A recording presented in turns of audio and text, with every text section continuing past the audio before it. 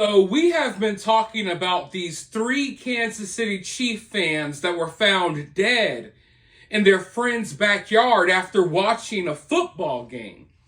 And the attorney for the fourth friend, for the living friend, for the homeowner, for the guy who everyone suspects may be the suspect. Everyone suspects that this dude may have done something weird to his friends, or at the very least, they think that he had knowledge that his friends were lying there dead in his backyard for days on end, and he refused to answer the phone. He refused to answer the door. A really wild situation. If you're not caught up on the details of this case, check out my prior videos about this case. But now the attorney is speaking out, trying to defend this dude, but if you ask me, he's making him look even worse. The attorney was on the news last night basically saying, oh, he never goes out the back door. He would have never have known that his friends were out there dead. He doesn't use the back door. He goes out the front. But the only problem is their cars were still parked in his driveway for days on end. And the way it's sounding, this guy left the house and even came back, and his friends, his so-called friends, cars were still in his driveways. They are frozen bodies lying in his backyard. And he was refusing to answer any phone calls from the families. They literally had to break into his house, and even then, he wouldn't respond to anyone who was calling his name from within the home.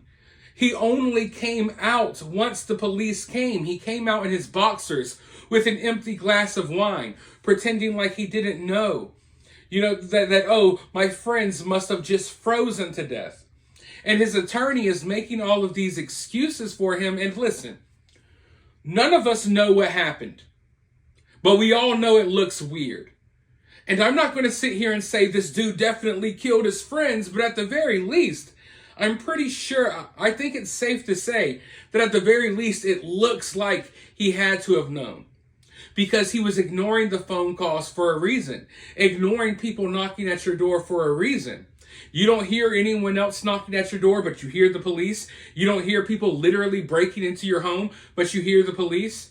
And the best your attorney can do to try to make you look better, to try to save, like to try to clear up your public appearance, the best your attorney can do is say, oh, he doesn't go out in the backyard. He goes through the front where the victims are, where these three individuals' cars were still parked in the driveway. It's a crazy story. I don't understand why this dude isn't being investigated. Police are still saying there's no foul play. But how do three grown men, if it was one person, that would be one thing. I would still find it kind of unbelievable. But three grown men all freeze to death in their friend's backyard, literally a few steps away from going into a warm home, a few steps away from going into their cars, a few steps away from even going to a neighbor's house. It's mind-boggling. It's mind-boggling.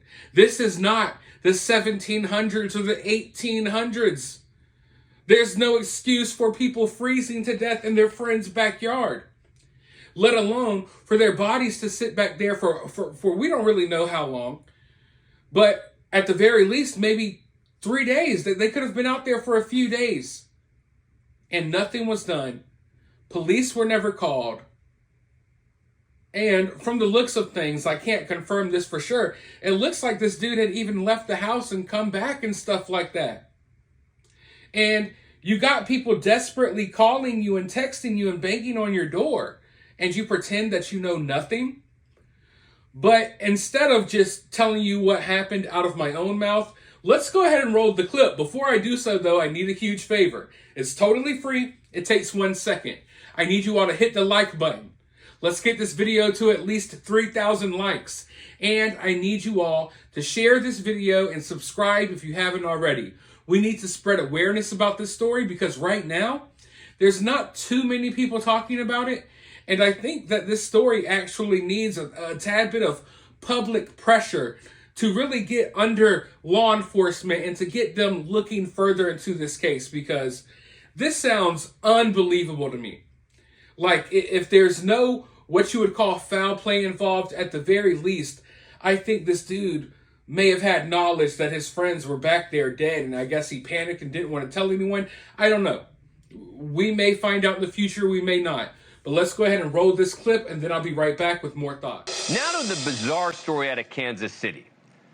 3 guys found dead outside of a friend's home after they'd all gone over to watch a Kansas City Chiefs game with him.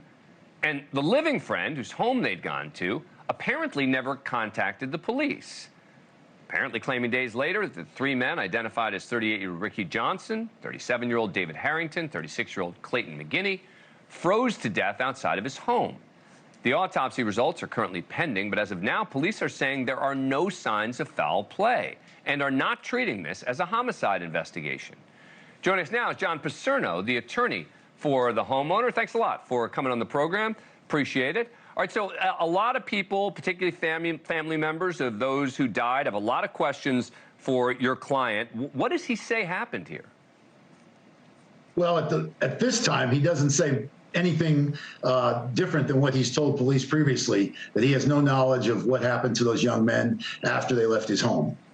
Let me read you. This is from one of his friends, from one of the friends of the one of the people who died, who said on Facebook, "The man was inside his home alive while my friends were dead in his yard for Lord knows how long.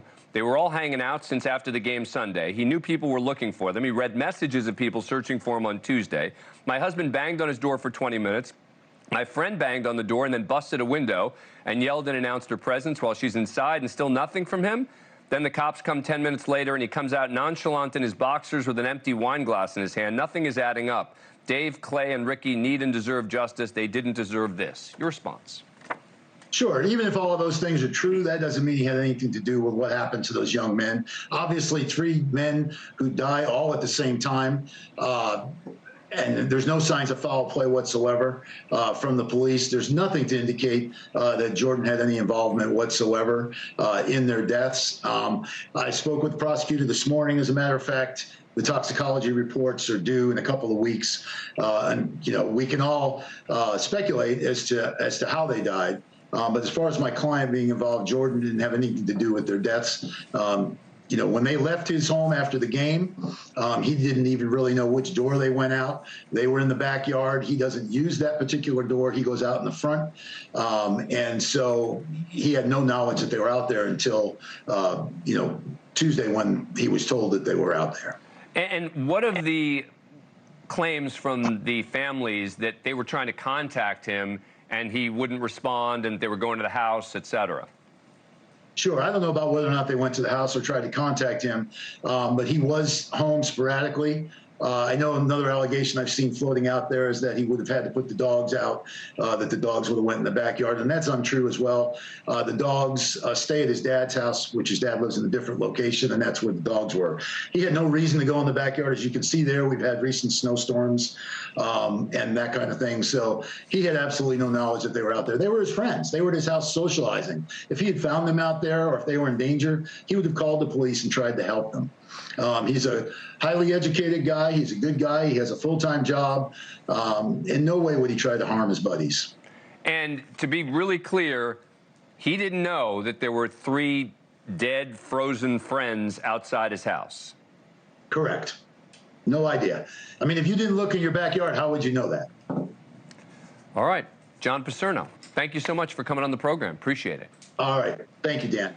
Let's get back with the panel. Geraldo Rivera, Ashley Banfield, and Jesse Weber. All right, Ashley, it's cold where they are there. You grew up in incredibly cold weather as well. What do you make of what Mr. Paserno is saying there? I grew up in -30, so I don't think Kansas City's cold at all. However, look, I get what Mr. Paserno is saying, and that it does make sense. I once rented a dumpy house that I never saw the backyard at all. I did, however, see cars in my driveway, and those friends had vehicles still in the driveway for 2 days after the game. So that's a hard one to sort of put my head around, because if he indeed is going out that front door to and from wherever he goes every day, isn't he calling the friends to say, come get your cars? That didn't happen. And I'm very, very concerned about what Kaylee Laturion said in her Facebook. They broke in to the house calling his name, and he didn't answer, and they're in his house, and they find the bodies, and then 10 minutes later he's coming out with a wine glass in his underwear. All of that, very uncomfortable. Jesse? It's strange. I don't think we learned too much from this interview. I mean, he emphasized something that I thought was interesting. All three died presumably at the same time. That's very curious. And if they had cell phones on them, if it was a case they got locked out of the house or in trouble, they didn't contact anybody else. There's a lot of unanswered questions here. And I'm not surprised from this attorney that we didn't get those answers, because he is representing his client in a really difficult situation right now. Like, as I've been sitting here over the past couple of days thinking about this case, I've been going over possible scenarios, but like, if this is a friend group and you're all hanging out, at what point do your friends go into the backyard that you never go to, right? Because the attorney acts like, no, he never goes out that door, as if it's like almost blasphemy. How dare you think my client would ever go in his own backyard? Who does that? Who goes in their backyard? You know what I mean? It's like, what? But okay, let's take his word for it. Your client never goes in his backyard. He never uses the back door. Well, why were his three friends in the backyard? At what point did they go to the backyard? What were they in the backyard for? What were they in the backyard doing?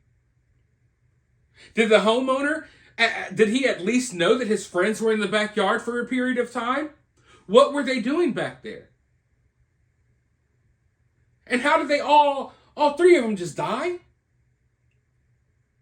Now, like I said, I don't know the exact temperature that night, but it's not like it was negative 50 degrees. It's not like this is Antarctica or something. This is Kansas City. I'm sure it was cold, but literally drop dead, freeze to death cold, 3 people freezing to death? I can't help but believe that by the time they were put outside, that they were maybe already incapacitated. And I know a lot of people are thinking, oh, well, they were drinking or they were doing this. But then what about the 4th friend? Do you think these 3 friends all went to this friend's house and they decided, hey, let's go drink in his backyard without his knowledge? We're going to go get drunk back there and pass out and die. When their cars are sitting right there in the driveway, these people have families at home. I'm sure they were drinking and watching the football game, but I don't think we could just say, oh, they were drinking a lot of beer, because what about the actual homeowner? At what point did y'all separate and your friends decided, hey, we're going to hang out in your backyard until we freeze to death while you go inside and hang out in your boxers with a wine glass? You know what I mean?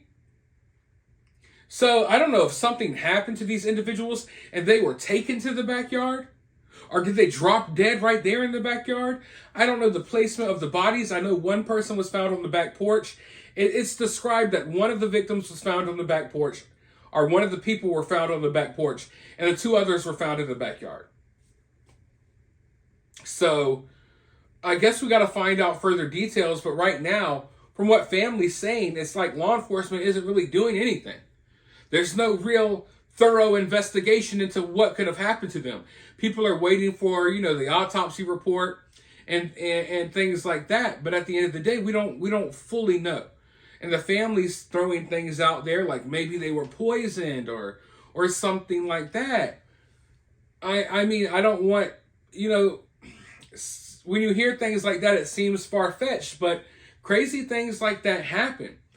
And to me, I think it's crazier to think that 3 grown men would just freeze to death in someone's backyard in like 35-degree weather, as opposed to them possibly being poisoned. Or maybe they took something, I don't know. But then it doesn't explain why is the 4th friend alive and well, chilling in his house while everyone else is dead. You know what I mean? So at the very least, I hope that law enforcement is having conversations trying to piece this timeline together, because it's important to know at what point did these friends supposedly separate. You know what I mean? At what point did y'all split ways? And were you under the impression that your friends were going home and they decided, hey, we're going to hang out in your backyard? And did you not question when you saw your friends' cars in your driveway? Did you not question seeing your friends' cars in your driveway? You got text messages from the family for days on end from 3 different families now. It's not just one. You got 3 different families contacting you, frantically looking for their loved ones. You know their cars are in your driveway. You could try to give this dude the benefit of the doubt, and I know like we live in a world where it's innocent until proven guilty.